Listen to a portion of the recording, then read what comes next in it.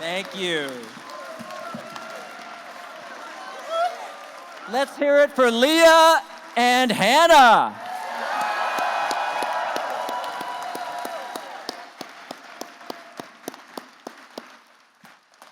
I am truly blessed.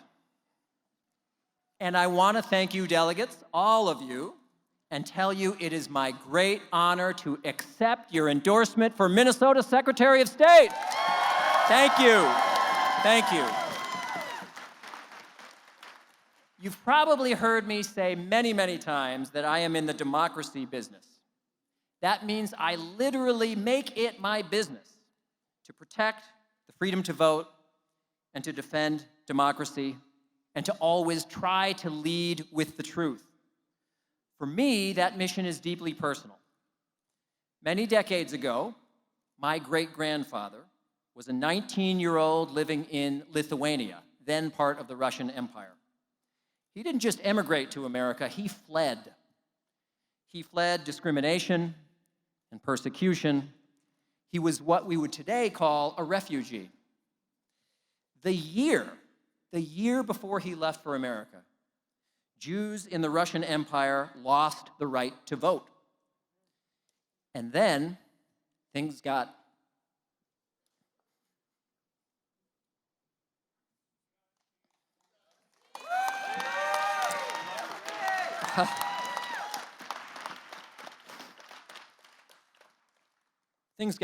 much worse. No one knows for sure what would have happened to him.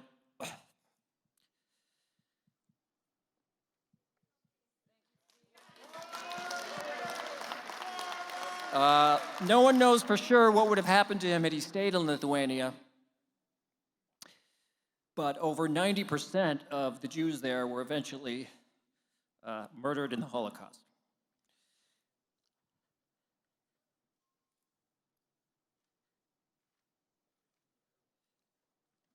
So he settled here in Minnesota, where he got work as a laborer on the Mesabi Range.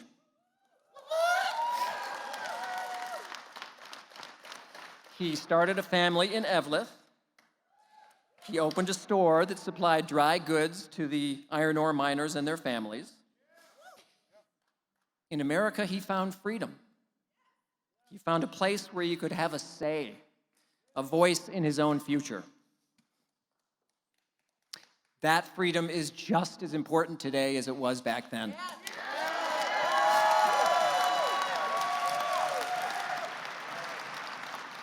And that is why I have pledged to do everything in my power as Secretary of State to always protect the freedom to vote.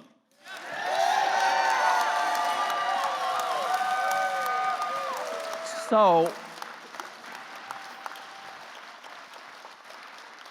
when I became Secretary of State, I knew that the best ideas would come from Minnesotans, from all Minnesotans, from everywhere in Minnesota, from Evlith, from Rochester, from Mankato, from everywhere. So that first year I was Secretary of State, I went on the road.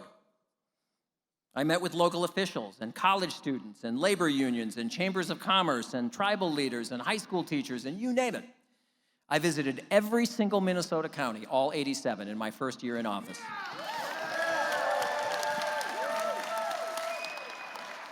Then, in my second year, I did it all over again. And by the time my third year came around, it had become an annual tradition. Some of our best ideas came from those visits and those meetings. You ought to know that. And all of our hard work paid off.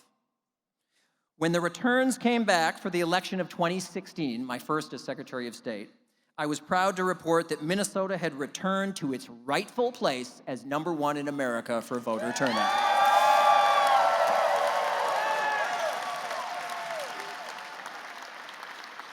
And we repeated that achievement again 2 years later in 2018. And then came 2020. The 2020 election could have been a disaster, but instead it was a shining moment for Minnesota. Remember, this was during a once-in-a-century pandemic with no vaccine, This was pre-vaccine America. You remember, it was just a couple years ago. Remember how that was. So many of us were afraid and anxious. 2/3 of Americans said they would be nervous or apprehensive about going to a polling place during the pandemic. But together, all of us, pulling in the same direction, we worked hard to overcome those challenges. 30,000 Minnesotans, 30,000, put their health on the line in 2020 to serve as election judges in polling places throughout Minnesota. So, I want to see a show of hands. How many of you here have ever been an election judge? Let's see them. Hold them up high. Hold them up high. Thank you. Let's give these folks a round of applause. Thank you. All of you who raised your hand, it doesn't matter whether you did it in 2020 or years and years ago, you are folks who have helped to keep our democracy strong. Thank you. And by the way, when other folks attack our democracy and unfairly attack the integrity of our election system, this is who they're attacking. Everyone who raised their hands, these are your friends, these are your neighbors, these are your coworkers, the people who count the votes and keep the polls secure. The 2020 election was a stress test for democracy, and Minnesota aced the test. For the third time in a row, folks, third time in a row, Minnesota was #1 in America for voter turnout. Nearly 80% of eligible voters voted. That is a modern-day record, not just for Minnesota, but for the nation. And numbers like that speak for themselves. And you know what they say? They say that Minnesotans have faith in our elections and they vote in record numbers because they know that our elections are fundamentally fair, accurate, honest, and secure. They know it. It also helped that we had really good laws on the books and terrific partners all over the state. That's why I say the democracy business is booming in Minnesota. Of course, we still face challenges. Too many people, Indigenous Minnesotans, people living in poverty, and so many others still face barriers to voting. What good is the freedom to vote if exercising it is harder than it needs to be? We have to change that. We need to do better. Another huge challenge is disinformation. That's a polite way of saying lies. Lies about our election system and about the last election in particular. Now, some good people in Minnesota and in America have been taken in by the lies of self-interested politicians who secretly disrespect them. You don't respect people by lying to them. You do it by looking them in the eye and telling them the truth. Those who spread disinformation about our election system claim to be motivated by election integrity. Give me a break. Folks, if you think that the lies and the increasingly bizarre conspiracy theories about our election system are motivated truly by election integrity, I've got a pillow factory I'd like to sell you.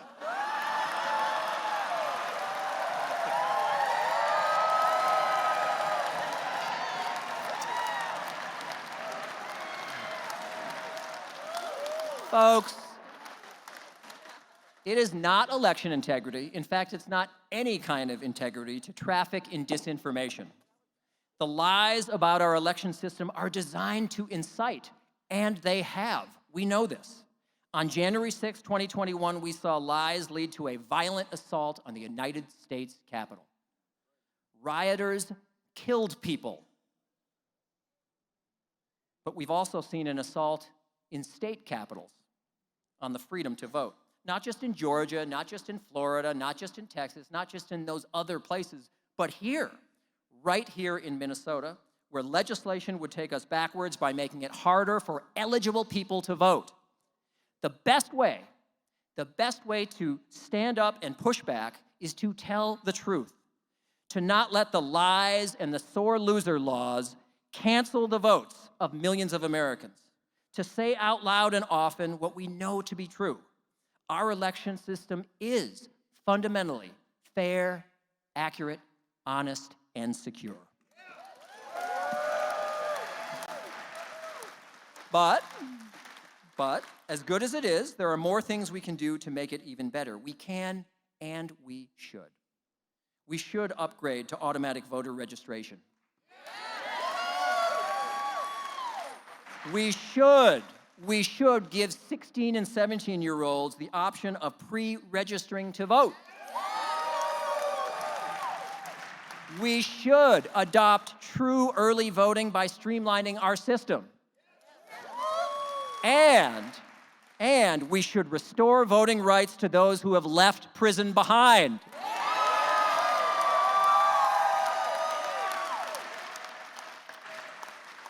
We can improve and perfect the democracy that drew my great-grandfather to America, that gave him a voice, that gave him just a little piece of power.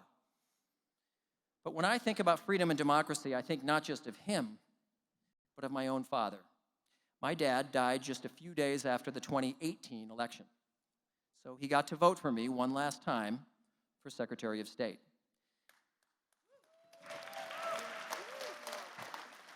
For many years before he died, my dad had Parkinson's disease. And for many years it was manageable because my mom helped him manage it. She was his protector, his advocate, and his best friend. But then, in 1999, she died very suddenly, only 12 days after her cancer diagnosis.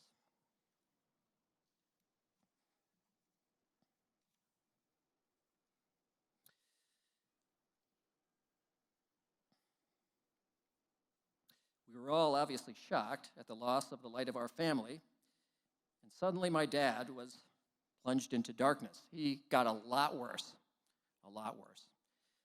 Within a few years, he was seriously debilitated. I used to take him to the polls in Hopkins on Election Day. I saw him struggle to stand and sometimes even struggle to mark the ballot. A few years later, when I was chair of the Elections Committee in the Minnesota House of Representatives, I had a chance to do something for people like my dad. And I'm proud to tell you, I took that chance.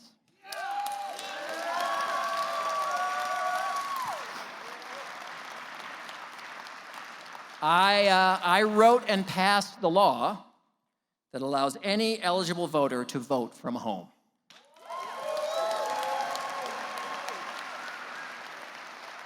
It's a law that gave freedom to so many people. And it's the law that saved the 2020 election by ensuring that people did not have to choose between their health and the chance to vote.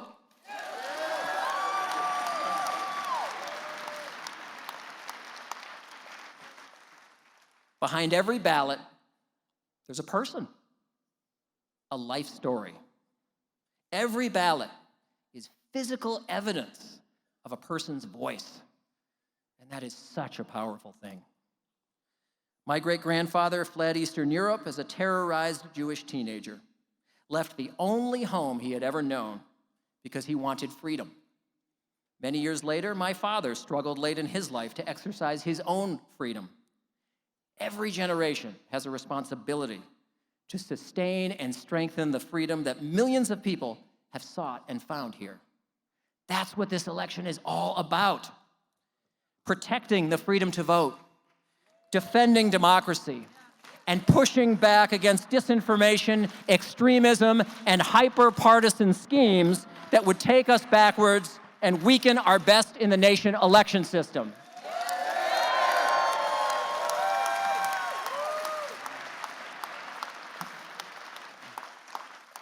You know, President Kennedy was right when he said democracy is never a final achievement. It is a call to an untiring effort. The question is, for all of us, in 2022, do we still have the ability to hear that call? Do we still have the power to answer that call? I say yes. We are Minnesotans. We are Americans.